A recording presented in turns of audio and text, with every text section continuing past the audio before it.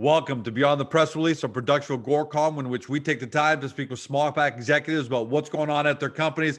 With us today, for the first time ever, we're happy to have Michael Lendy, CEO and President of Predictiv AI. The company trades on the TSX Venture Exchange on the stock symbol PAI. For our friends in the US, INOTF, and for our friends in Europe on Frankfurt under 71TA. Now, for those of you new to the story, as the name probably conveys, Predictiv AI is a proprietary artificial intelligence and machine learning platform that provides predictive and prescriptive solutions in the public safety sector. All right, what does that mean? Okay, that's the tagline, but what does that really mean? For example, the company's ThermalPass fever detection system was recently used at a Carolina Panthers NFL game. That detection system has 24 medical grade sensors reading 1,200 readings per second and passes one person per second right through. It's intended, ThermalPass, for factories, schools, office buildings, and other mass transit and high traffic locations. More than just lip service, they've already received orders for 62 units of ThermalPass, and they only launched in October of 2020. And the initial orders range from hospitals, long-term care facilities, and prisons, and even public schools in the US. The company's got two wholly owned subsidiaries. We're going to talk about the business. AI Labs, that's the R&D part of the company that actually came up with ThermalPass, and Weather Telematics. That's their alert fleet product, a road weather hazard alert system for commercial fleets that again uses artificial intelligence. Michael, welcome to the show. Thank you for having me. Hey, great to have you guys. We're big believers in the future of artificial intelligence, and it's a big thesis at AGORACOM about the kind of wealth creation we're going to see in the future in this decade. Before we kind of dive into the company, talk to us about, you just joined, you've been in the company less than a year now, made some big changes there. Talk to us about where you see artificial intelligence and the impact it's going to have in our lives and why it led you to Predictiv AI. Sure. Well, thanks, George. And you did a great job describing what we do and who we are. Very impressive. I'm very excited to be here and to share with you that when I first came into this 9-10 months ago, I did a really invasive forensic look at the proprietary IP we have and where it can go and what we can do. And artificial intelligence with deep machine learning is a major distinctive competency of ours, even at the best of times. Now that COVID has rearranged the conditioning of how we think and how we act and behave, and in working with different psychologists and psychiatrists on the matter, artificial intelligence becomes significantly and increasingly more important in day-to-day functions where you have to have touchless situations that are controlled by robots, that are controlled by deep machine learning and intelligence that is artificial, that is not working with human to human so closely, because we have a pandemic on our hands. And after that ends, that doesn't change much about our psyche. We're going to be a lot more cautious going forward. It's no longer okay to walk around with a low-grade fever. It's no longer okay to go to work sick. There's an apprehension and a trepidation there. And so artificial intelligence doesn't matter what sector it's in, whether it's retail or manufacturing or public health, whatever the vertical, it's now more significant, and there are infinitely more possibilities for companies like ours to work with subject matter experts in various verticals to help them with any problem, but in a way that is non-evasive. For example, our joint venture partner in ThermalPass uses customer engaging experiences for retail companies. Those are his clients. And he's got a new technology that we're working with him that allows customers to be using technology in the stores without coming in close contact with sales representatives. And so this is the important part. I'm glad you kind of touched on that. The great thing about new companies like Predictiv AI that are going into brand new markets and things that we never even foresaw 2-3 years ago is that they're explosive. That's great. But the downside, I won't say the downside, but the difficult part is, especially for investors and people at home, which is, all right, how do I judge who's AI? GeorgeCom says they're an AI company. Predictive AI says they're an AI company. You guys have third-party validation because you've got sales. You've actually had, so, we saw that video earlier. We saw some photos of you guys protecting a Carolina Panthers football game, and you've commercialized. Talk to us about the commercial side first, how the sales you've made, because I think that's important in establishing that, okay, GeorgeCom AI is a dreamer and Predictive AI actually develops it and commercializes. Yeah. So, when I first came to the company, um, I sat down with our CTO, Daryl Smith, to look under the hood and to see what we had. And it was incredible. We had done POCs with the likes of Porsche and Chrysler in Stuttgart, Germany, to prove out different predictive weather data that we have, and to show how we can predict black ice 200 meters ahead and alert people of hazards. So this is really predictive and prescriptive then in nature, telling you to reroute and do something different. And I thought, well, we could do this in many sectors. This doesn't have to just be weather. This could be in all sectors of public safety. And so when COVID came into play, and we started to work with our joint venture partner, okay, can we do a fever detection system? Literally, that was only 9 months ago. Yeah, And you guys move fast.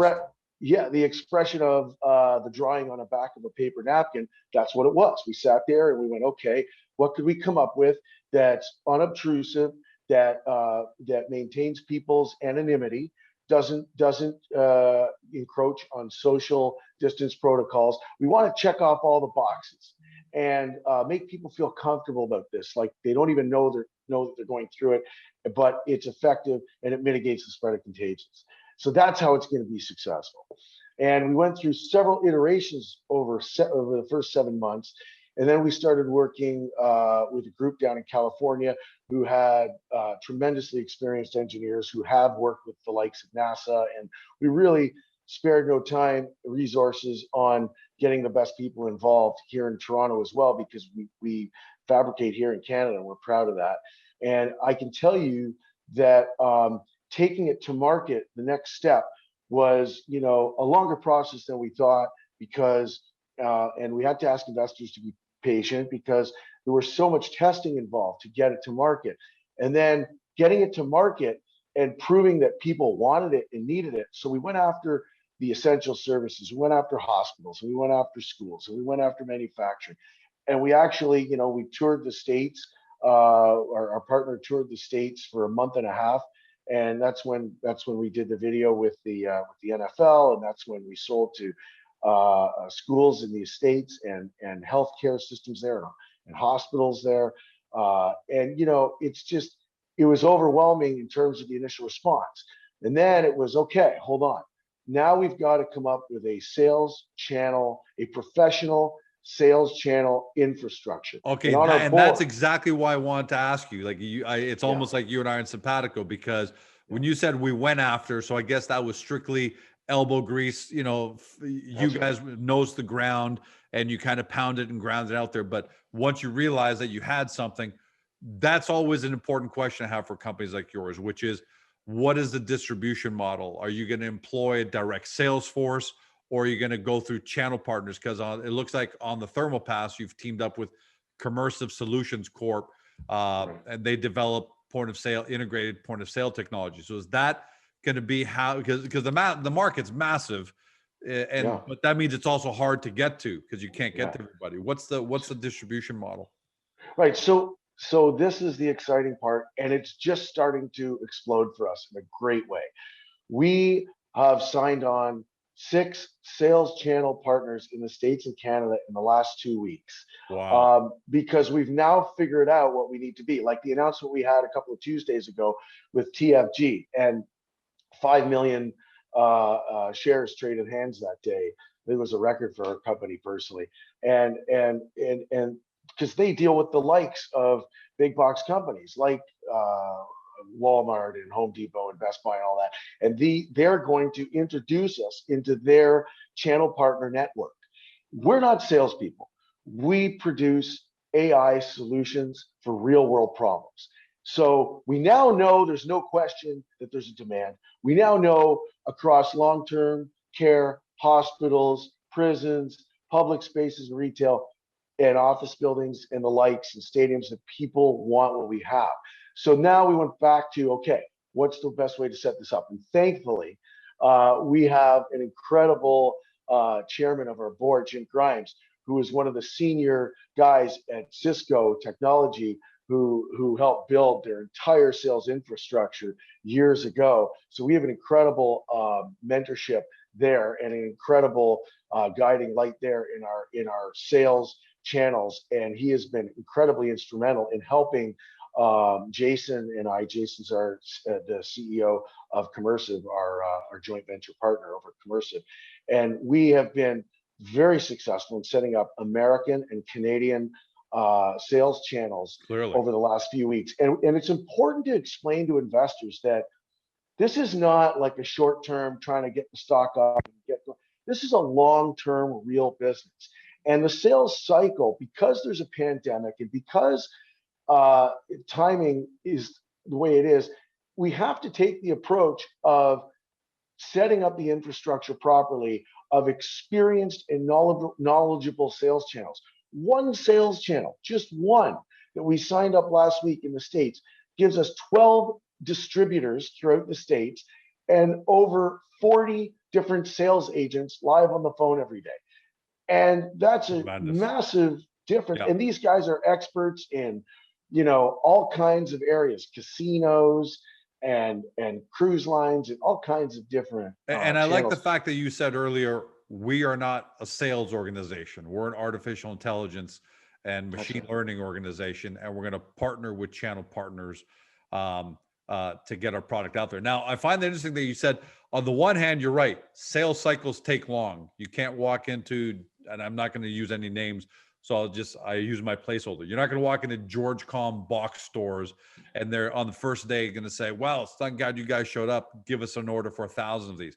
But on the other hand, Michael, is it not true that there's a real big sense of urgency at the same time? So the sales cycle, if you were doing this 24 months ago, it might have taken you a year and a half of discussion, proof of concept, run some tests.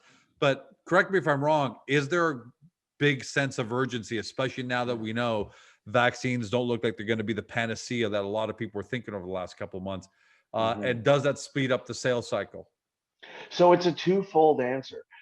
Yes, people, especially in the States, we've found the feedback has been very aggressive. I mean, I have 5 demos set up this afternoon and tomorrow with in the states of Texas, in North Carolina, and in Michigan, because they're very aggressively coming to us to talk about places like convention centers and stadiums and all kinds, because they're very keen and aggressive to get back to work and back to events and back to normal. A lot of money.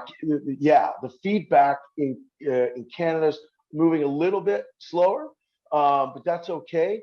And I think that because of what you said, that people are realizing that the implementation of and the execution of administering vaccines is going to take a lot longer than people think.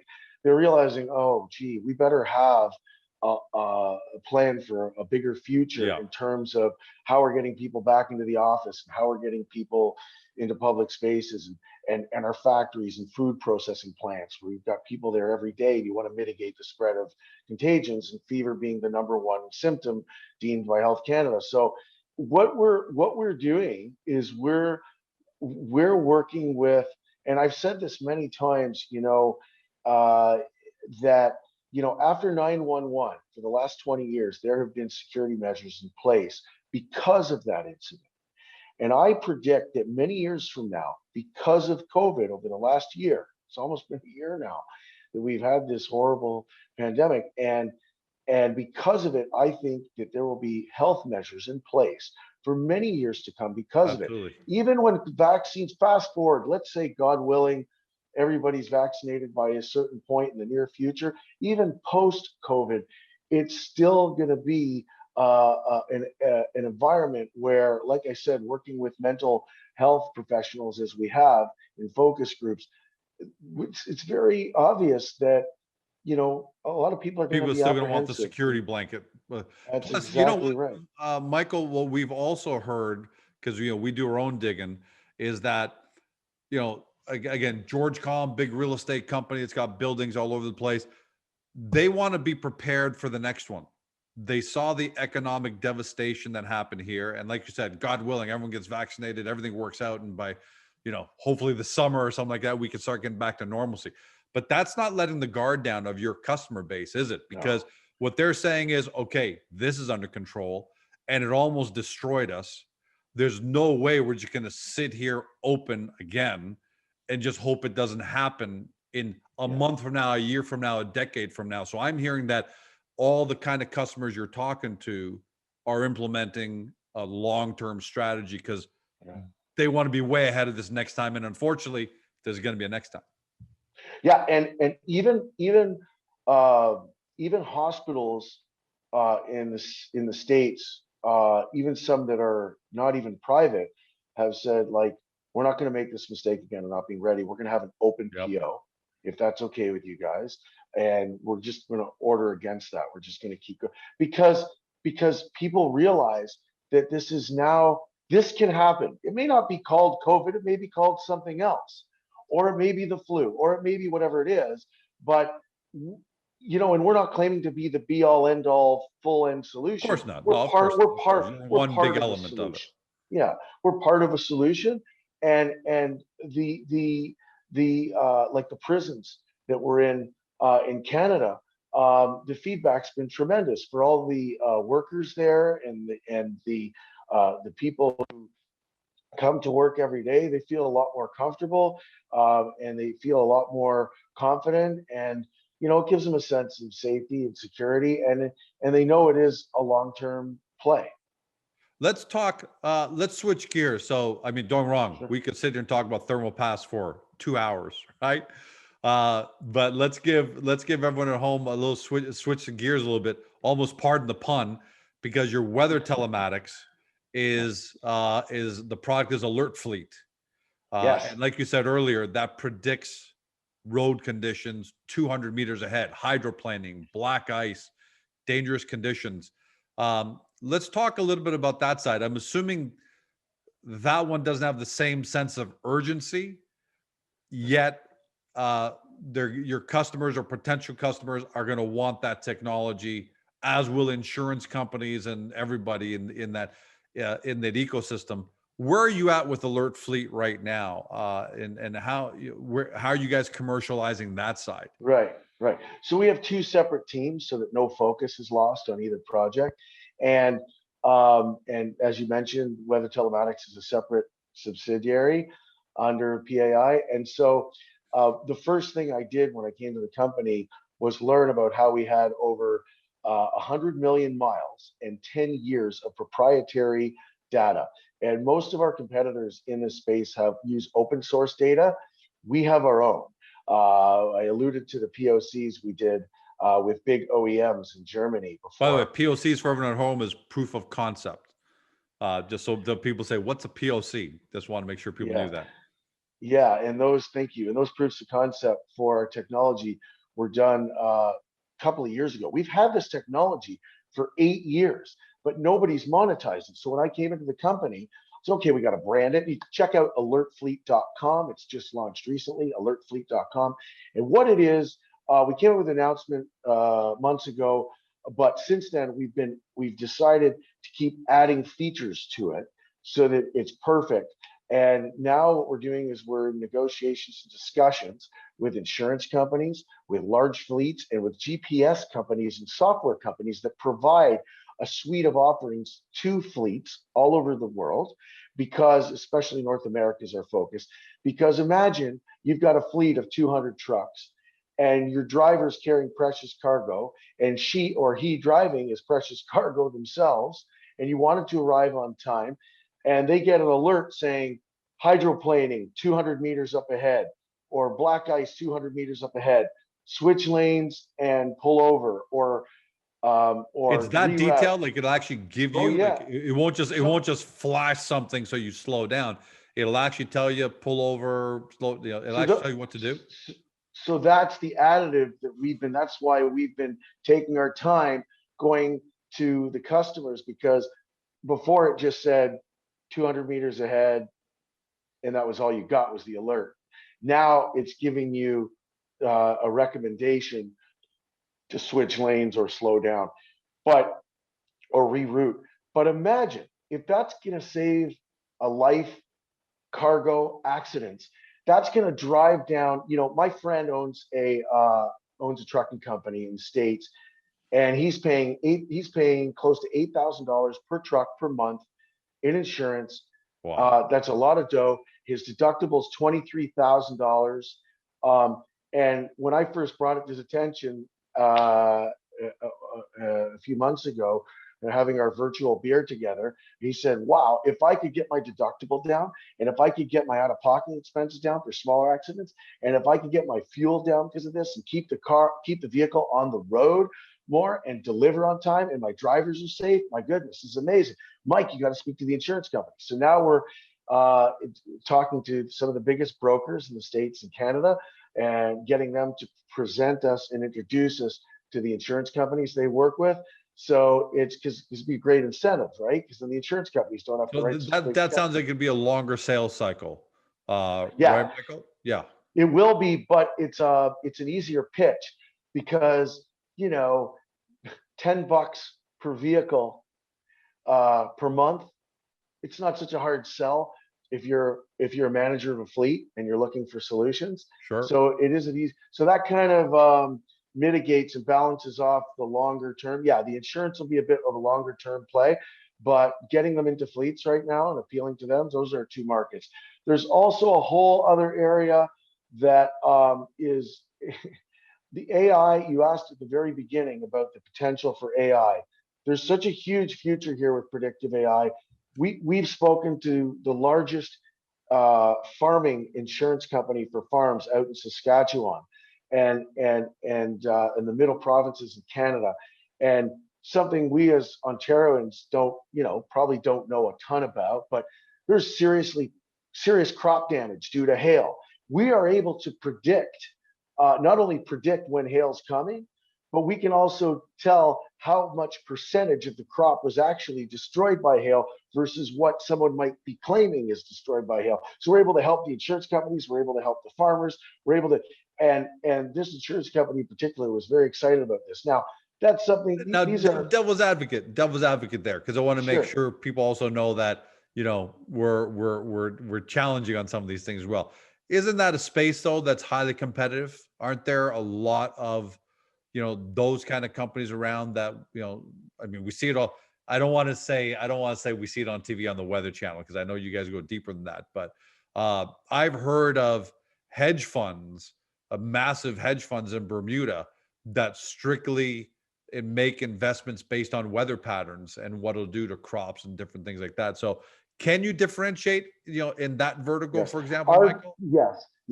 Ours is hyper local, and nobody has Okay. the proprietary data we have in Okay. terms of atmospheric data from the present meets historical data from the past, and those two things meet, you get the prediction in front of you, and we're hyper local. As I alluded to before, 200 meters in front of you when you're driving your car. I mean, that is really hyper local stuff.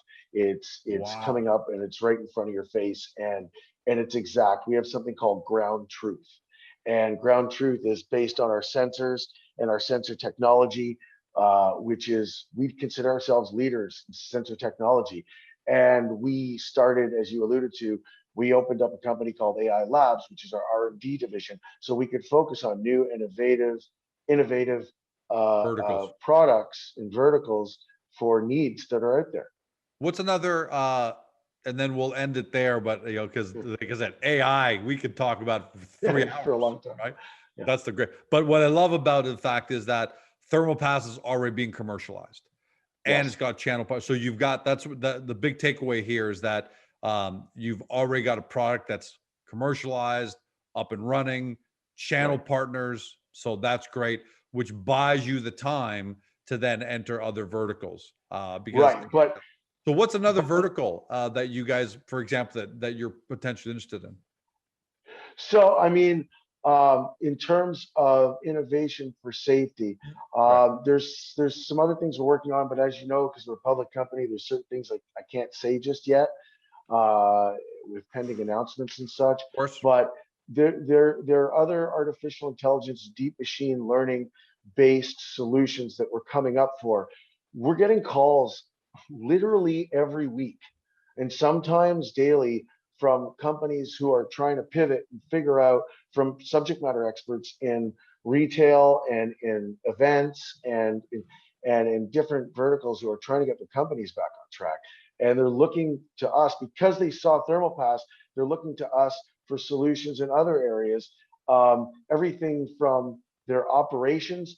How do you have anything for us that can act as a simulation for project management when we don't have people physically in the building because no one's here? How do we keep everybody together? You know, they're not talking about CRMs, they're talking about different types of solutions that we can come up specific to their projects. And so we've got to be very careful though.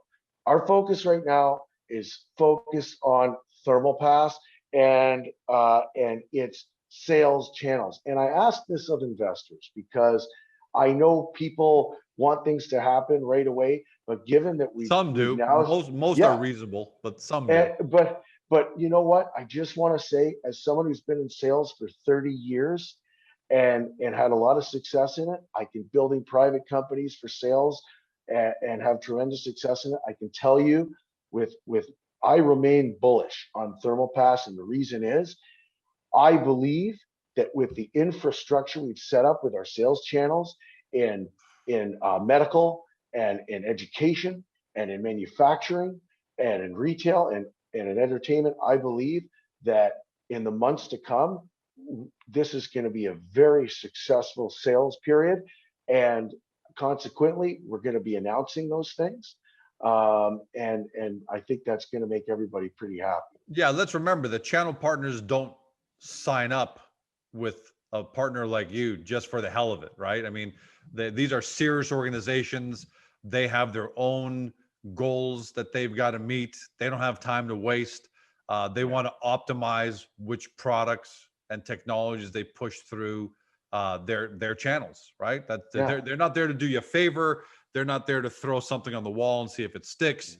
They're there to do real business. So that doesn't guarantee anything, just to be clear for No. everyone at home. I mean, but when you got 6 channel partners, right, Michael, on the Yeah, and growing and growing. yeah, I mean, 6 channel partners already. That alone tells me, as a layman on the outside, anecdotally, that there's demand for this, and that channel partners are looking for solutions, and they're finding predictive AI. So Yeah, that's when you see announcements about these channel partners, that's showing the direction we're going in, because these channel partners have established clientele. Some of these channel partners have been around for 20, 30, 40 years. yeah, yep. They And got they have, reputations. yeah, and very established brands that they represent and sell to. Michael, thanks for joining us today, my friend. A real pleasure. Thank you. Great first interview on predictive AI. I hope a lot of your shareholders and obviously the AGORACOM audience that's going to start discovering the companies really got a great overview of the company now. Because press releases, right? You just can't get this all out in press releases. You need this to kind of discuss, fireside chat, flesh out a little bit. And I think we've done Yeah. a tremendous job. And I think you did a great job of explaining where the company's successful today, where its short-term success may lie, and where you're taking the company long-term. And there's still more to talk about, way more, but I think we'll leave it there. And thank you for joining us. Thank you for having us, George. Really appreciate it. For everyone at home, you've been watching, or if you're listening by podcast on Spotify, Google, Apple, or your favorite podcast platforms, to Michael Lendy, he's CEO and president of Predictiv AI, trades on the TSX Venture Exchange under PAI. You got to love that symbol. For our friends in the US, INOTF, and for our friends in Europe under 71TA. on Frankfurt. Look, it's up to you now to do your due diligence. All right. You can see right above Michael's head there, right? Predictiv AI. Get there, take a close look at the company's technology, take a look at some of the videos that are there, and do your own due diligence, because the AGORACOM thesis is that artificial intelligence and other technologies like that are going to play a significant role in the next decade in the small cap space. So you want to discover those companies, do your due diligence, hopefully found your next great small cap disruptive company. Have a great day. See you next time.